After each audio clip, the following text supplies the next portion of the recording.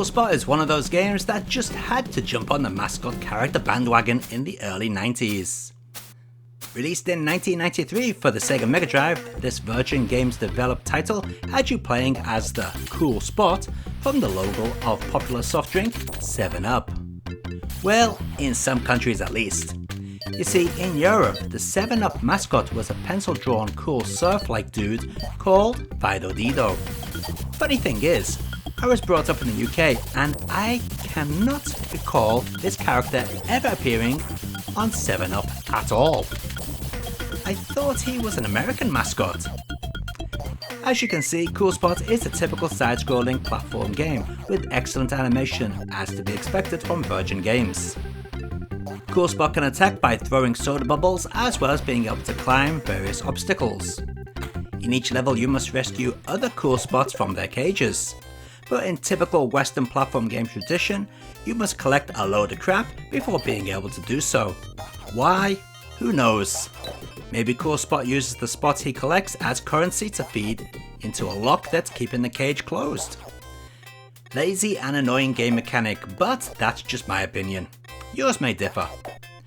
If you manage to collect enough spots, then you'll get to enter the bonus stage once the level is complete.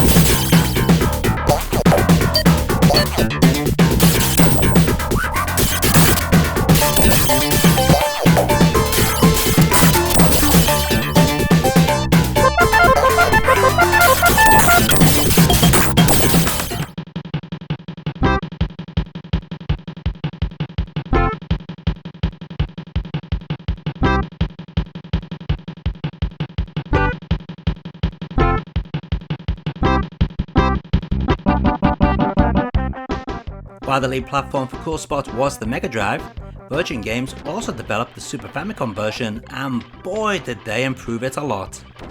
Straight from the title screen, we know that this is going to be better.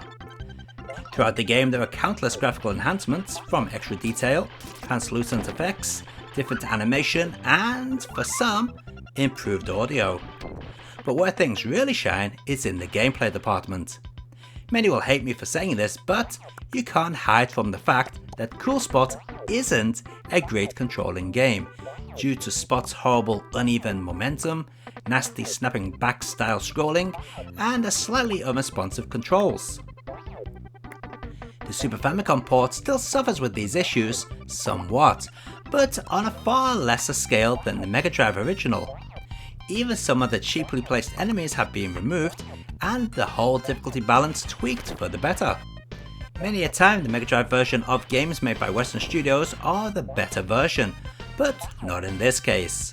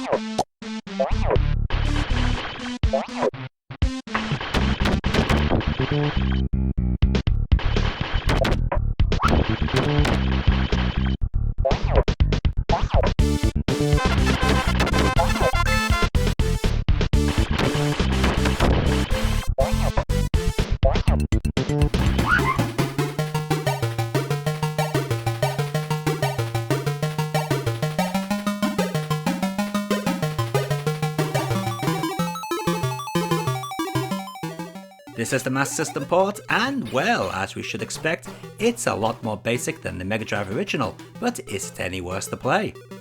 Well, actually no. This is a very nice version of Cool Spot. Yes, enemies are smaller, but apart from that, it's mostly all here, and that also includes the bonus round. Even the music is really well done for the Master System's PSG sound chip. If you never had a Mega Drive back in the day, you could still do a lot worse than playing Cool Spot on the Master System. It's pretty good.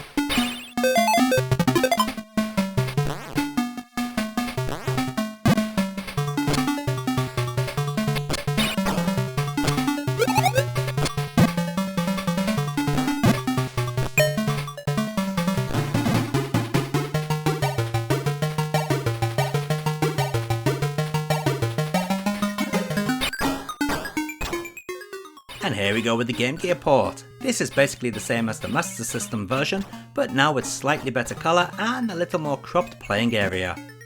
Normally this can cause issues with Game Gear ports, but in this case, not so much.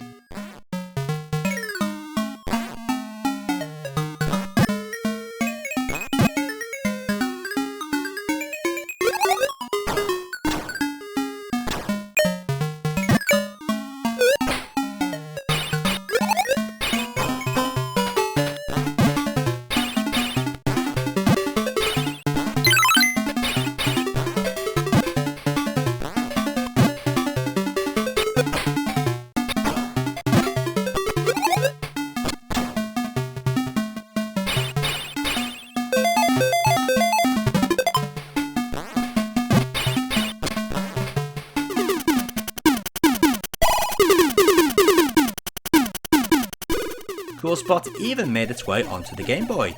So how is it? After the excellent Master System and Game Gear ports, the hopes are high for this one.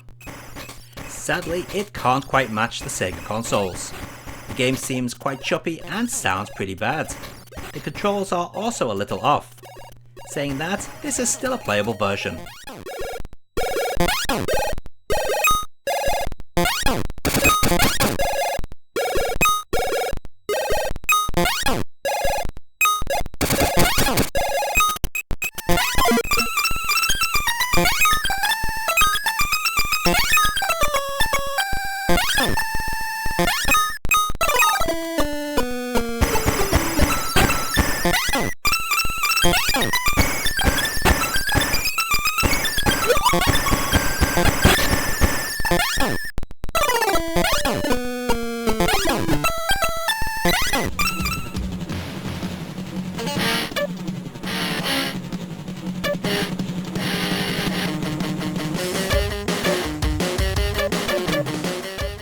So the age-old argument that the Amiga is better than the Mega Drive when it comes to games.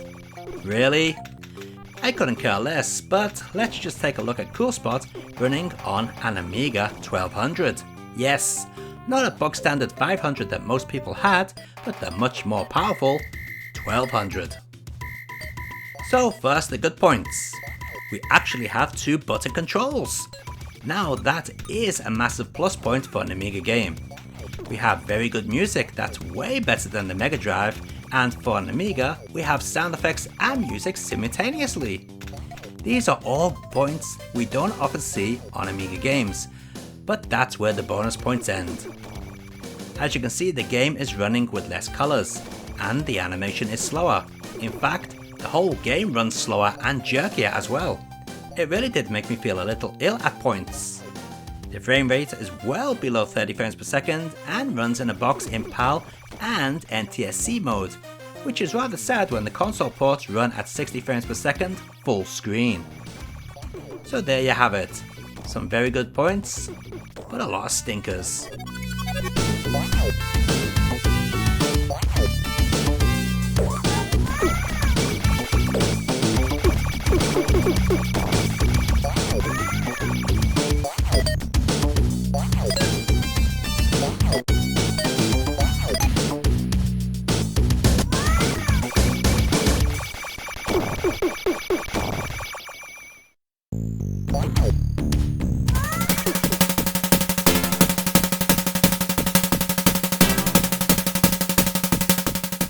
And let's end with the MS-DOS port. Again, just like the Amiga version, this is based upon the Mega Drive original. Unlike the Amiga, this has much better colour and smoother scrolling. Saying that, playing with modest specs does give you screen tearing. The audio is also rather weak. There are 4 options: silence, PC speaker for sound effects only, ad-lib, and the best of all, and what you're hearing, Sound Blaster. Sadly, even Sound Blaster doesn't sound as great as the Amiga's music. Still, with that said, this is a good port overall.